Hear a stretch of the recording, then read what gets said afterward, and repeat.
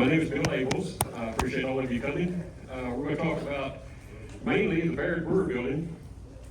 And I bet almost everybody in here knows that's not the Baird Brewer building. Where was that? Watson. Old Watson House. Is this still working? Okay. That was Dr. Watson. Sanitary. Just one moment here.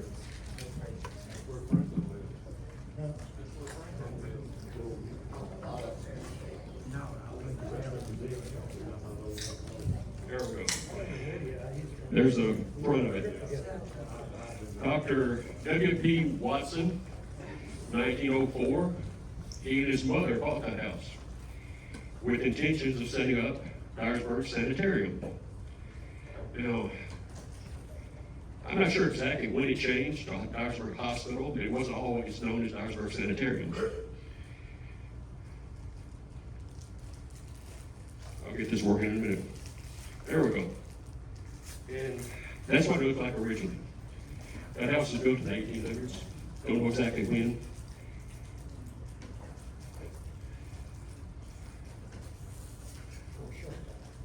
It was on the National Historic Register, very short time. It's my understanding it was accepted and torn down before they knew it. Good. It was advertised as being a modern sanitarium, modern hospital. I apologize, I'm kind of stopped up here. And modern operating room, modern plumbing, patient room, not too bad for 1904. 1907, it was obviously in operation. Mr. Son Campbell fell off his wagon, broke his leg, was treated there.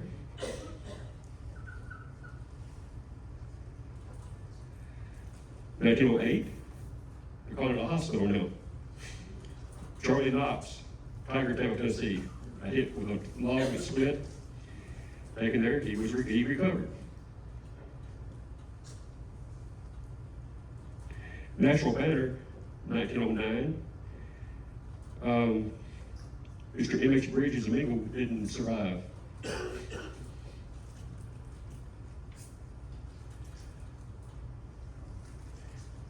In a publication, Modern Hospital, from 1918, doctors Watson, Price, Sharp, Moody, Nash, I don't know how many doctors we had back then, all of Dyersburg established a charter for a new hospital.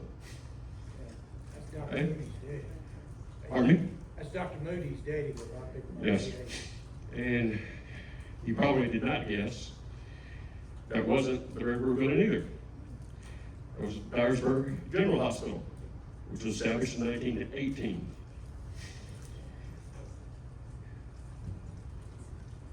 There it is today. How many knew that was a hospital at one time?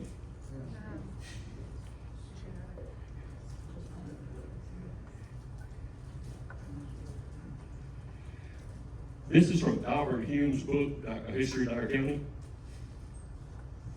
I'm not going to read that because a lot of it is not right.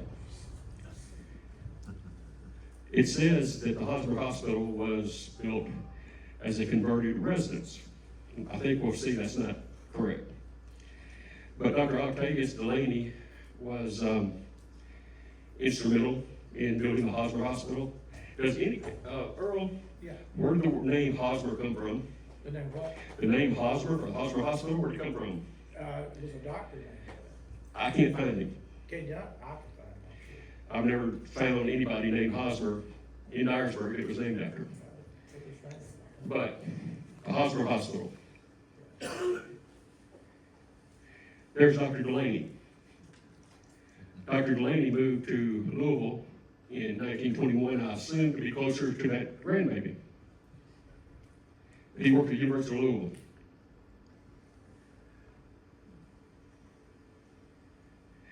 Asa Biggs. Who was Asa Biggs? He designed it. Designed the courthouse, built in 1911, right? Well, in 1913, Mr. Biggs, 32 years old, I would expect to be a lot older. He was going on a hunting expedition. He and his friend caught a train to tiger it, covered it across the fence, shotgun he blew off his head. 1913. Now, why I bring that up? Down here, somewhere, he talks about he is the architect of the new hospital being built. So not only did he design our courthouse, he designed the Dyersburg Hospital.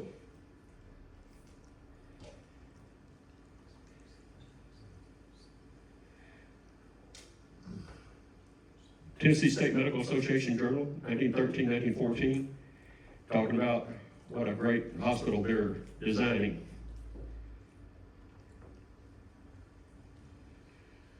March 22nd, 1914, dedication of the hospital.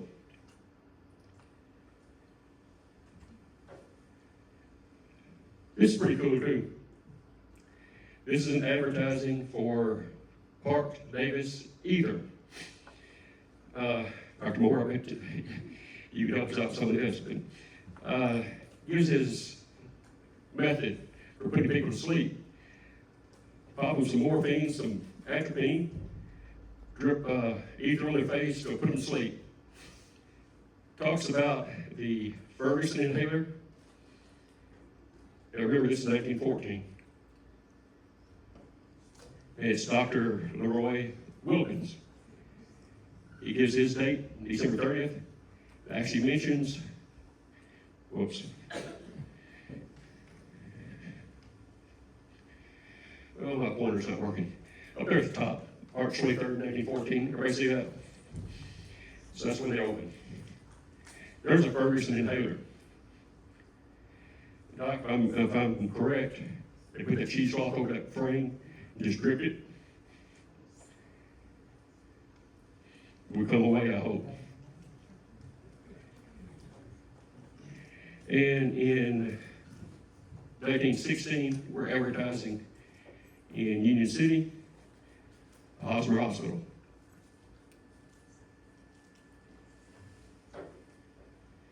Modern and complete X-ray bacteriological labs. This is pretty cool. Further evidence of data is here. 1915, celebrating the first anniversary, 300 patients went through. 225 were surgical, 29 free, 35 charitable, 25 deaths out of 225. Almost 20% were charity cases, even back then.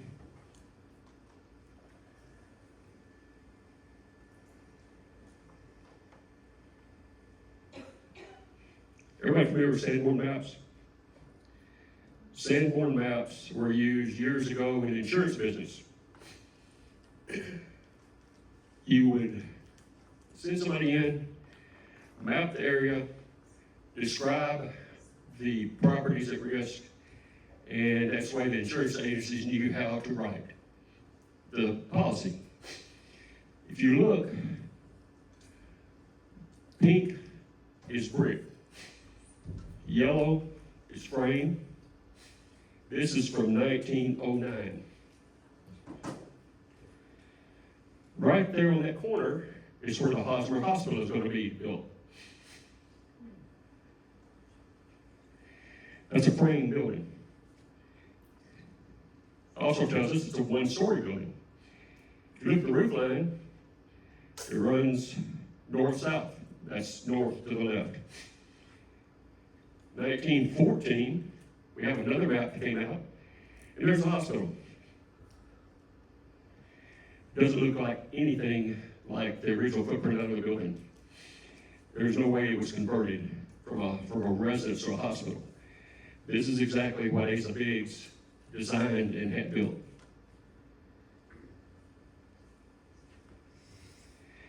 I wish I had a better picture of the next one. That's the only picture of the front of a Hosmer hospital I can find. Anybody has another one, we'd love to have it. But you also see the side, it comes in, it comes all the way to the front. That's exactly the same as it is right there. That's Colonel Neal's property right there on the side. Colonel Neal's property where the Methodist Church Yeah, is going to be. that's where Andrew Johnson's staying. Right. Things were expensive back then. Dr. Brewer treated somebody for a sore throat, 1926 for $2. 4-day hospital stay for Miss Jean Harris wound up being $47.10. Paid down $25.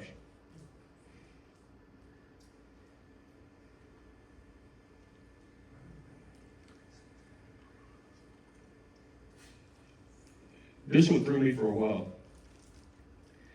Talks about buying the property from the late I.N. Rawls. Dr. Rawls, they bought it for $10,000. They were going to build a new hospital.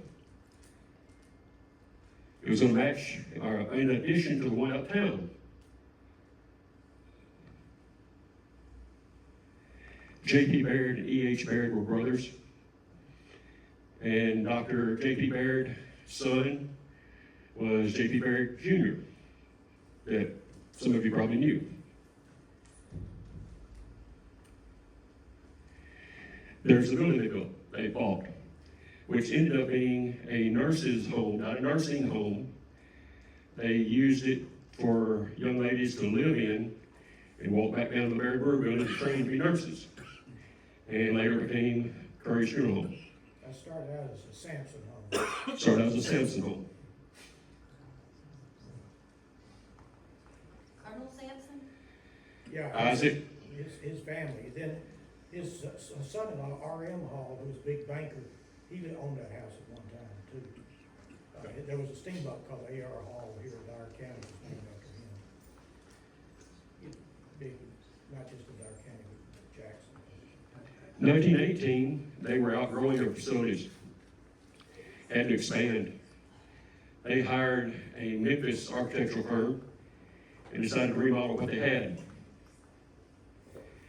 That's when they installed the electric elevator in the building. They added to the front. They added a whole floor on top.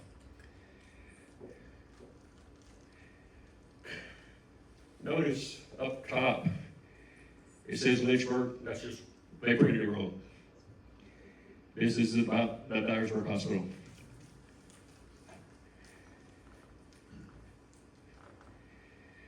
More articles about being enlarged. There's the architectural drawing of what it looks like today.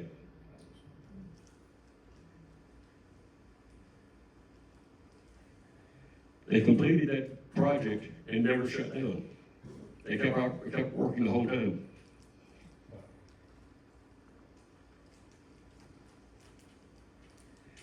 And they came up with the Baird Coiunty Hospital, fully equipped modern general hospital.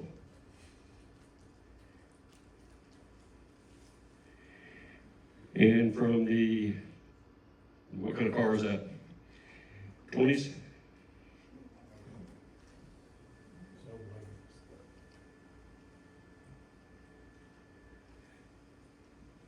I think it's interesting to look at the roof line to the right of the building. Little short house there. Different still.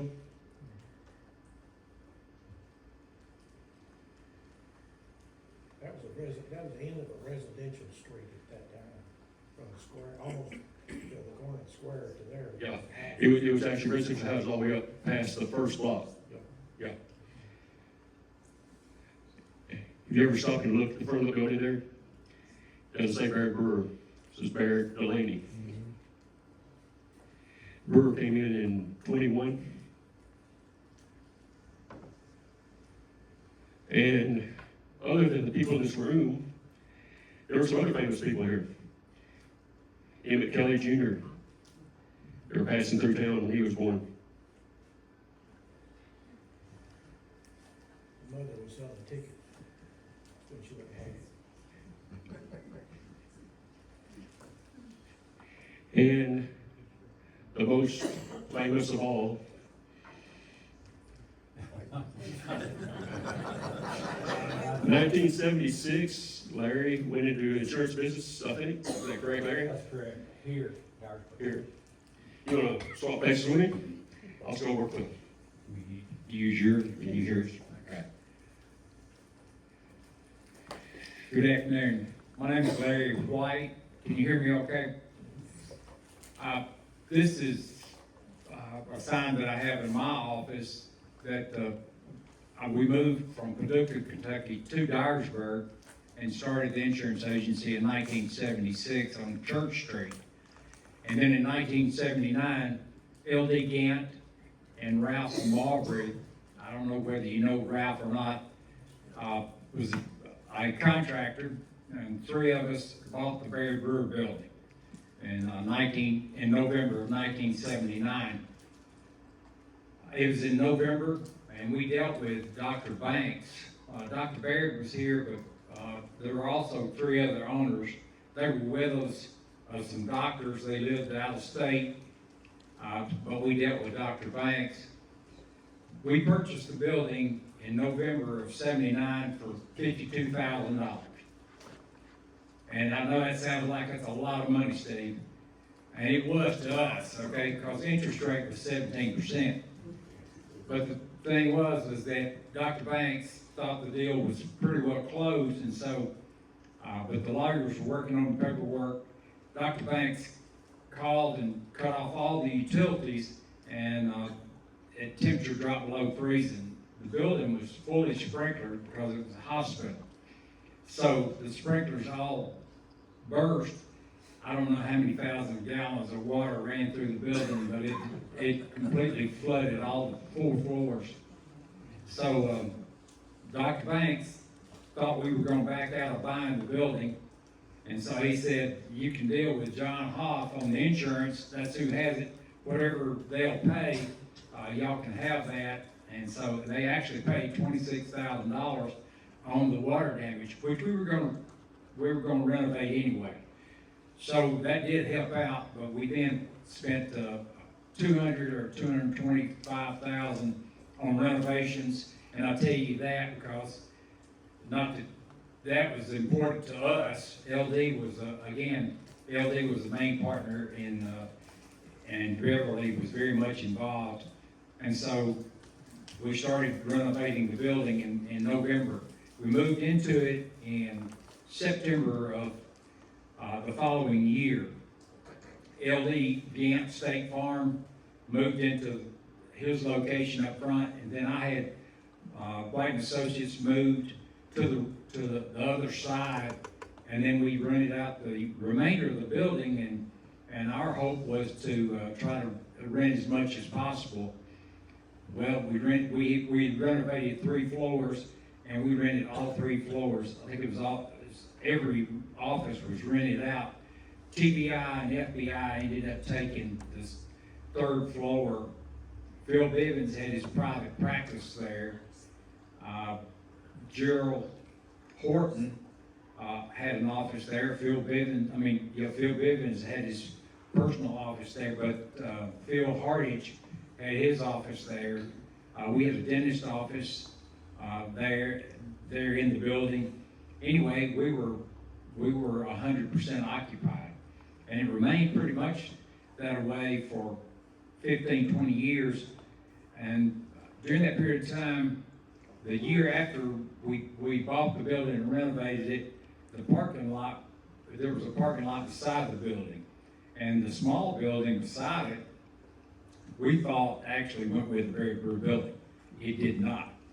And Walter Hastings and Bill Ross, who else? There was one other, Kemp Collier.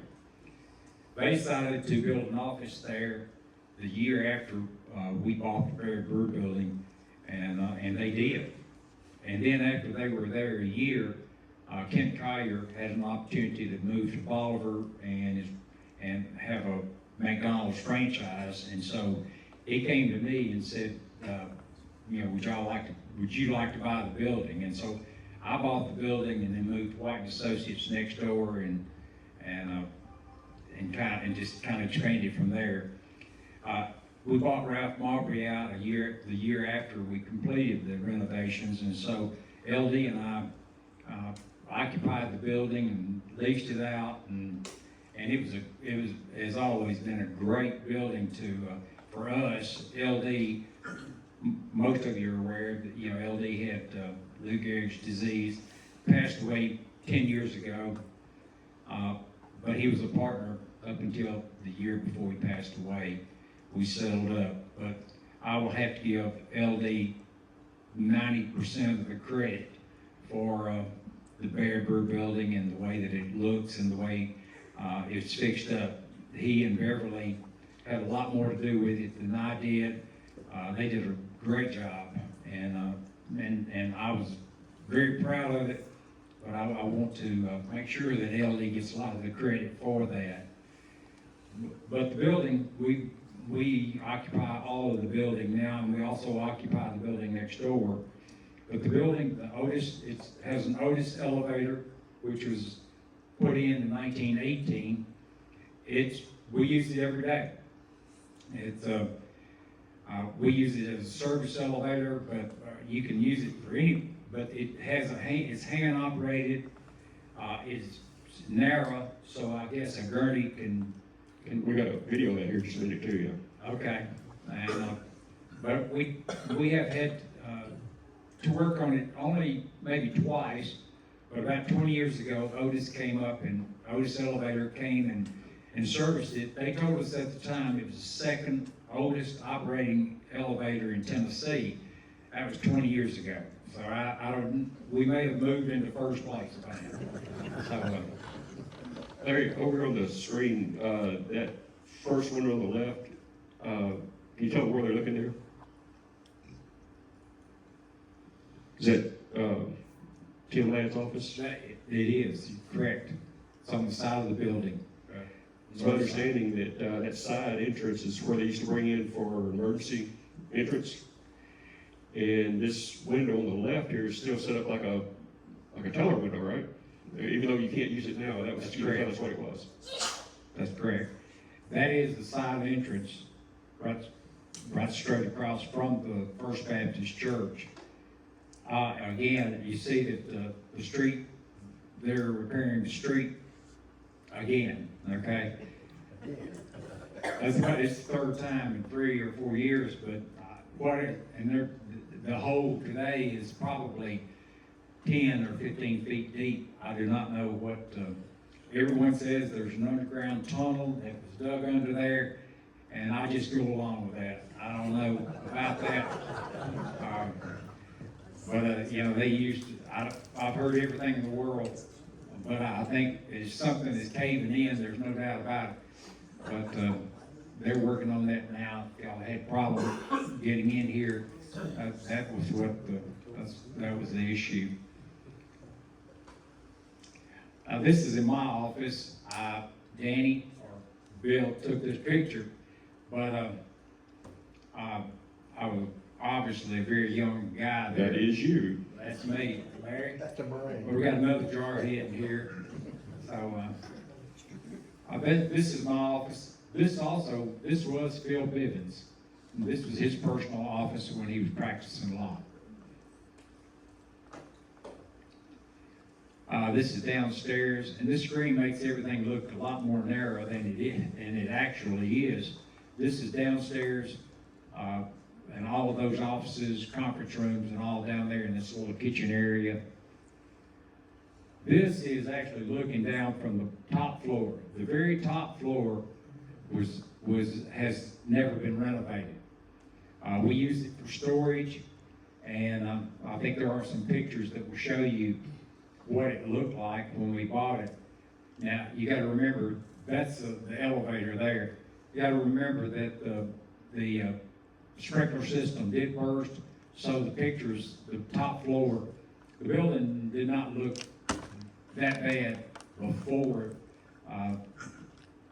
before the flood, or before the sprinkler system spilled all that water. But again, we were gonna renovate, so that just made sure that we went ahead and we had to redo all the walls, we had to redo everything.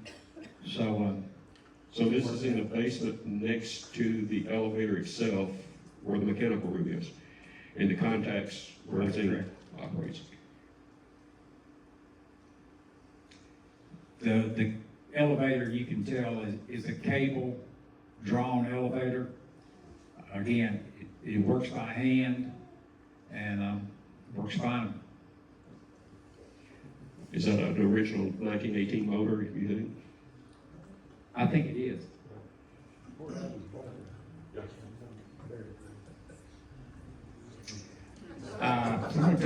This is in that hole, this is last week, that was a small hole, it's much bigger now.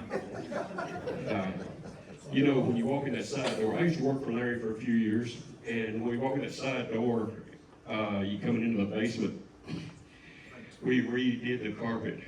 Larry doesn't, he says he doesn't remember this, I remember it vividly. Of course, I've had other memories since I've turned this thing that turned out not to be true, so. But you will turn into the right, and with the carpet up, and you can see the concrete, there was a filled-in section just wide enough to look like we were ramp going down the stairs. And asked Dr. Banks about it years ago. He said that's where the morgue was. You go down underneath the building where it was cooler. And if there was a tunnel, that's where it would have been. I don't know whether it was or not. But they used that section for the morgue underneath where the basement is now. That's correct. And then in the back, you got all the, they had a laundry. It is underneath the building, back in the back. Because it's actually, it's four floors, but there is another below that full floor that has a boiler, because we have radiator heat, which we took out. We also obviously had all the sprinkler systems, which we had to take all of them out, because we did not have to have the building sprinkler. So we removed all of that, but we can actually go down one floor below where everyone thinks is the bottom floor. We can go down one more floor, and it actually goes halfway up, not all the way to the sidewalk. But it's built, and I thought that was on the earlier slides of the outside of the building, those front steps as you come in now that are marble steps, those were actually outside. And then when they came back and enclosed that and added another floor, put in the elevator, those marble steps are now on the inside. So Larry and Danny and I did a walkthrough of the upper floor. And that's what we're gonna look at. We'll stop and talk about it as we go.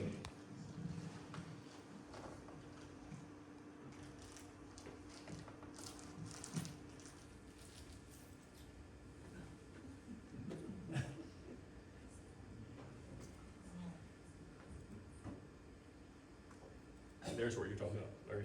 You wanna tell them about what's going on here? How that works? I can't remember whether it's forward to go down or backward, but you'll find out pretty quick. But you just slide it down. It's kind of like, you remember, third floor, lingerie or whatever, you feel the same thing, and you have to look through it to make sure that you're almost level with the next floor, and then stop it on time. Of course, you may be off a little bit, or if you get good, you can keep. Tim Ladd can stay pretty good at it, But there's the handle, you see the handle here? Goes forward, backwards, what he's talking about. If you move it forward, it goes up. If you move it backwards, the elevator comes down. There's a switch here that has to be on. And you see the doors have to be closed, and then there is a screen that has to be pulled across, and that has to make a connection. You see, it has to make a connection or it will not operate.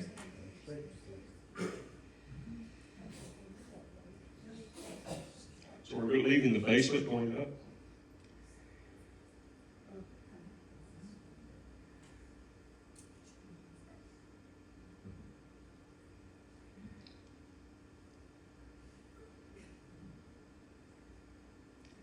now we are on the fourth, we're on the fourth floor that was not renovated. And if you're looking at the top, it looks like, it's leaking. It's not. The roof is in good shape. But over the years, where it has, we've only had to replace that roof once, I think, since 1979. Does everybody know Dickie Tinkle? Yes.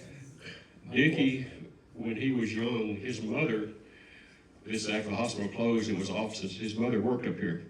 He was telling a story of, this is where the guy that ran the elevator sat, right there in that little room beside it. And as a kid, he got to go up there and he would go and run the elevator. But he was telling me that's where the elevator operator would sit when he wasn't doing anything else. The bigger elevators always have an operator inside sitting on a stool. When I worked at the FBI in DC, we had a guy run our elevator for us, much bigger than that though. Was there a bell or something, for somebody wanted to come down? Yes. There's like a doorbell. Yeah. Yeah. If you were upstairs and wanted to come down, the elevator was down, if somebody. You push the bell and he'd come look for you.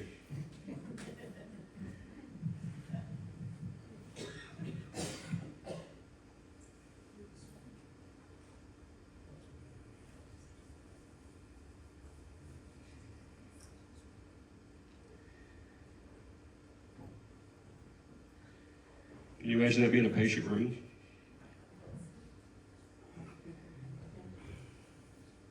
I'll tell you another little tidbit I found out from Dickie earlier, here in just a minute. This will surprise you, Larry. I haven't told you this. Bet you don't know it.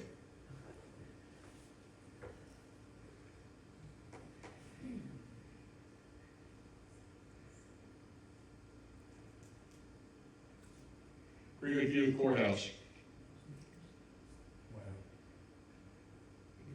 Panoramic view on top of the roof. All right. Right here, beauty salon. That's where Dickie's mother worked. And I just found this out yesterday when I called to remind him that we were doing this. He said that was the converted labor and delivery room. And I did find in the description of the remodel that they were adding the labor and delivery room on the top floor when they added it. So if you were born there, that's probably the room you were born in.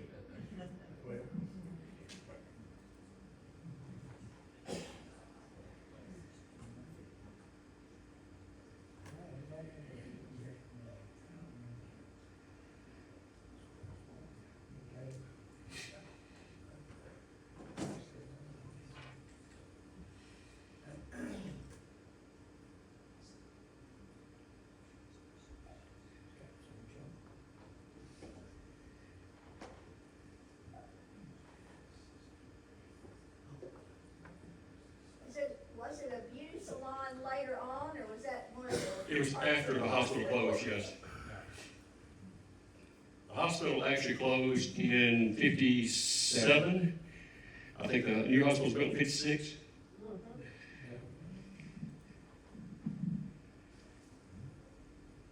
So this was in the early 60s, Dickie was talking about. Ask how many people here were born there. It's a good question. Show of hands, how many people were born there in that building?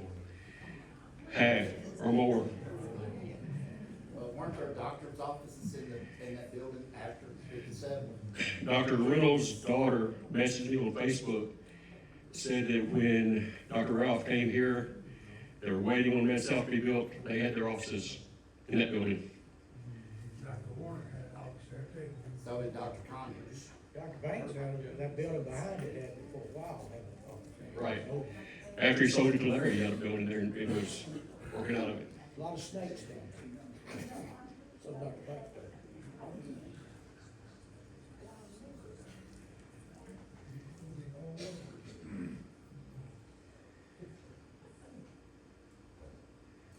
If you're wondering why we're watching this instead of listening to it, I was asked to edit and I didn't. So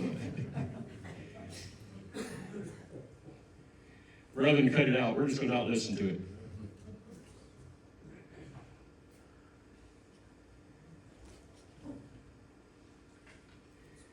Whoever was asking about the bell, there's the bell for the call, to call the elevator.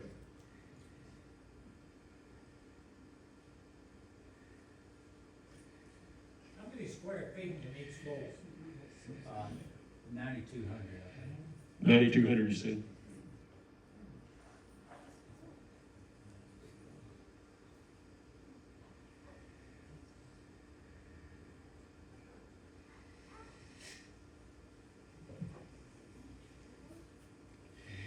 From 1918 to 1928, Baird Brewer Hospital had 75 rooms. Dyersburg General Hospital had 50 rooms. We had 125 hospital beds in Dyer County. That was more than Madison County, more than anybody outside of Shelby County.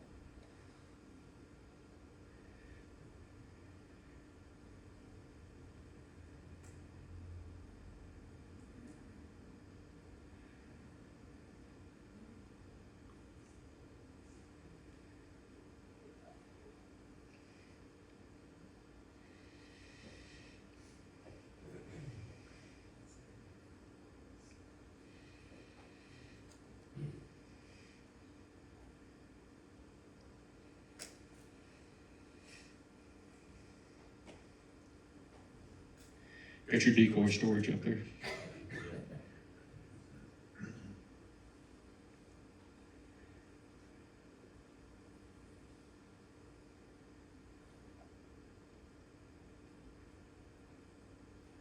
Where were the medical records stored in the hospital? I have no idea. This closed-in box here was a tub.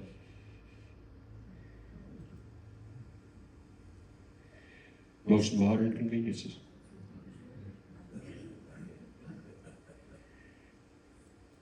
Somebody asked me, they wonder how many people got injured getting in and out of that tub. I said, probably more nurses got injured than patients getting in up and down out of that. I would like to thank you for saving that building. You did a great thing.